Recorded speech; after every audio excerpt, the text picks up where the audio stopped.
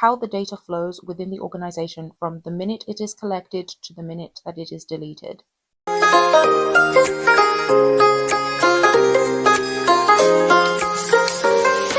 Hello and welcome back to Privacy Professional Training. My name is Fumi Owolabi, and on my channel we talk about how to pass privacy exams by privacy professionals. Today's video we're going to be looking at Domain 3 for the Certified Information Privacy Manager examination that is offered by the CIPP.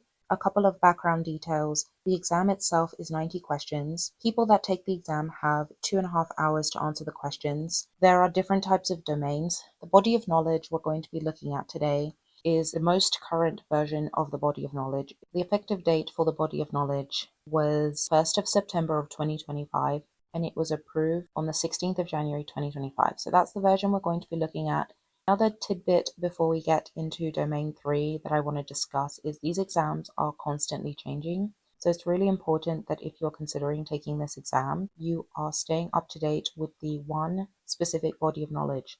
Now, I've personally taken this exam a number of years ago, so that's why I've put a lot of emphasis in talking about the body of knowledge. If you have any questions about my experience, you can leave a comment below. But today's video, we're going to be looking at the different concepts that I believe a privacy professional needs to consider when studying for the test as they pertain to the body of knowledge. And what I'm hoping to do in today's video is to give different types of examples so that if this is your first privacy exam, you can understand what this might look like in practice. If this is not your first privacy exam, but you are currently looking at becoming a privacy manager, what you might encounter not only in practice, but also different considerations you'll have when studying for the test. So Domain 3 looks at the Privacy Program Lifecycle. Now, one of the things we do as privacy pros is we're constantly managing and mitigating risks associated with using personal data within an organization. Now, you can do this in lots of capacities. The capacity we're going to talk about today is the privacy manager capacity. One of the roles that a privacy manager is going to have is creating a data inventory. Now, if you're not familiar with what a data inventory is, it's basically this could be created in many different ways within the organization, but essentially it's creating like a spreadsheet that identifies every type of personal data that an organization has within its repositories. And I think that's the simplest way to break it down, because the inventory is going to identify what personal data a company has on hand. And the reason this is important is because let's talk about it from the US landscape first, and then we'll talk about it from a global perspective second. From a US perspective, the US has a fragmented manner in which personal data is reviewed from a legislative perspective. And what I mean by that is there are different approaches to understanding data protection in the United States. That could be on the federal level, on the state level, from a sector perspective, and then also we're beginning to see a lot of nuance that's coming out of states that influence data protection, like artificial intelligence legislation. Now, the reason I've chosen to mention that is because it's going to be very important for organizations and you as a privacy manager to be able to understand what data your organization has.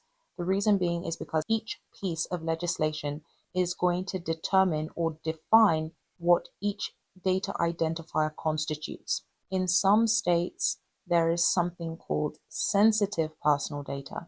The sensitive personal data requires additional safeguards by an organization. In having a data inventory, you as the privacy manager are going to be able to understand, one, what type of data your organization has, and two, what types of safeguards are applicable to certain data identifiers. Not all data is treated the same. Some data has specific requirements under different specific legislation. So having that data inventory is going to be very important, and understanding what a data inventory constitutes is going to be very important for the exam. Let's talk about data flows. Data flows is how the data flows within the organization from the minute it is collected to the minute that it is deleted. Now, why is it important to understand the data flows? Because each activity that is conducted on personal data needs to be identified to ensure that an organization is complying with its legal obligations and what the business has set out from the onset through its vision statement, its privacy program plan, and any policy documentation that's distributed between employees. So each step or life cycle, each step that personal data takes from application to application, from repository to repository, from third party to third party, has to be documented through the data flows, because each piece needs to be verified against those preliminary privacy documentations that are created internally. I'll give an example of this because I think it's valuable to think about examples. Whenever I'm studying for my own privacy certifications and for those I've taken in the past, I like to give myself examples because the test itself has a number of different ways in which you'll be tested. Some of it is recalling specific concepts. Some of it is putting those concepts into practice. Some of those concepts will also be tested by drawing connections to different types of ideas. So I always like to give examples for other privacy pros and then also for myself in being able to draw a connection between the concepts, because the data inventory and the data flows, they go hand in hand. They're not independent activities. They're activities that are interdependent. They are activities that are dependent on one another. So let's say, for example, in your data inventory, you have name, email address, and phone number. The data flow is going to take those three pieces of personal data and is going to say, hey, these pieces of information flow into the website, they flow into our CRM, they flow to our service provider who allows us to contact individuals, and they also flow into our social media profiles, for example. Being able to understand the documents that you distribute to your sales team on how they can use those identifiers is going to be influenced by that data flow diagram. It's also going to be influenced by the data inventory.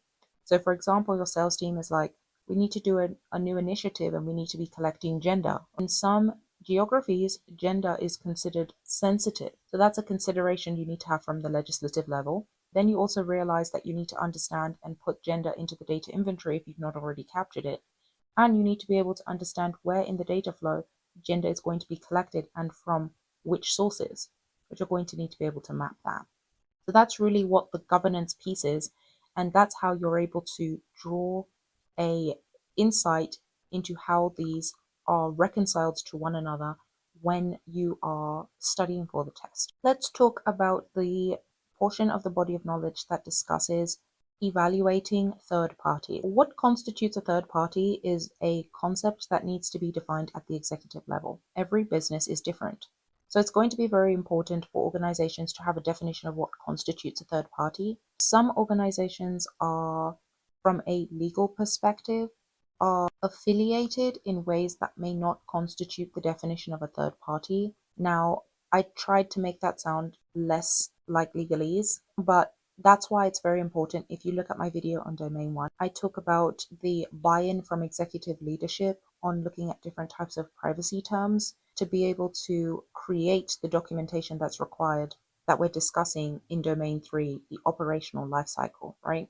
The first thing that's going to be important is identifying who constitutes a third party, and then subsequent to that, evaluating how third parties influence or impact a business's privacy program. Now, what does that look like in practice? It looks at identifying the locations of the third party and where data may be stored. Now, what's going to be critical in your understanding of the life cycle is the concept of processing. Processing is a very important and broad concept for us as privacy professionals because it's any operation or set of operations on personal data. So you need to be very clear on that concept because storage constitutes processing. And so in the evaluation of a vendor or the evaluation of a third-party processor, you need to be able to understand, one, what it means for the business that you provide services to, and two, an evaluation of where the data flows from. And this is where merging those concepts together is going to be valuable when you're answering questions, right? Because you're able to understand where the third parties are going to process personal data based on that data flow diagram that you created separate to your evaluation of third parties and processors. Now, I use third parties and processors interchangeably, but it really does depend on geography. Not every geography uses the terminology processor, so that's also going to be a consideration when you're looking at questions that may look at one specific geography over another. Let's talk about the evaluation of technical controls. As part of many of the privacy legislation, there is a component of data protection that us as privacy pros know as technical and organizational measures. The influence of this on the life cycle is you're going to need to be able to understand what technical measures or technical controls look like. Technical controls are different to organizational controls, and you need to be able to understand the distinction between the two. Technical measures like things like encryption, access controls, you're going to need to be able to understand these in very good depth. When does the access control influence the type of application that the sales team uses, right? You're going to need to be able to put that in practice. And you're going to need to be able to understand the concepts too, because the test looks at different factors of review. It looks at your understanding. It looks at your being able to put concepts together. There could be a correlation between the data flow description, and then also the technical measures that are put in place at each step of the data lifecycle for a specific identifier. In addition to that, you need to take into consideration the concept of sensitive personal data elements, because there may be additional safeguards that are required to be put in place. And all of this information needs to be conveyed and packaged in a manner in which employees who run these business operations need to be able to understand them. So the last thing I want to talk about for Domain 3 and understanding for Privacy Pros or those who are taking this exam is understanding the potential risks associated with a merger, acquisition, or a divestiture. So being able to understand what are the responsibilities of each party with respect to the personal data that they each respectively have. If this is a merger, what does the current privacy program look like in the event of a divestiture, and who is going to be responsible for what? And then the internal documentation that is going to be distributed amongst employees, and the potential legislative impact on divesting in organizations. These are all concepts that you're going to need to review. I think it's really important to understand what a merger is, what a divestiture is, if this is your first privacy exam, because it could influence the types of internal documentation that are distributed to the employees, particularly if there has been a liaison of different subsidiaries and affiliates in the past. What is the influence on the data flow diagram? What is the influence on the data inventory? Is there certain type of data that the divested entity is no longer going to process, and how does that influence the privacy program and the updated documentation that a privacy manager is going to need to draft? So I really hope you enjoyed this review and my breakdown of Domain 3 for the Certified Information Privacy Manager examination. If you have any questions about different types of concepts related to this domain, leave them below and I will see you in another review.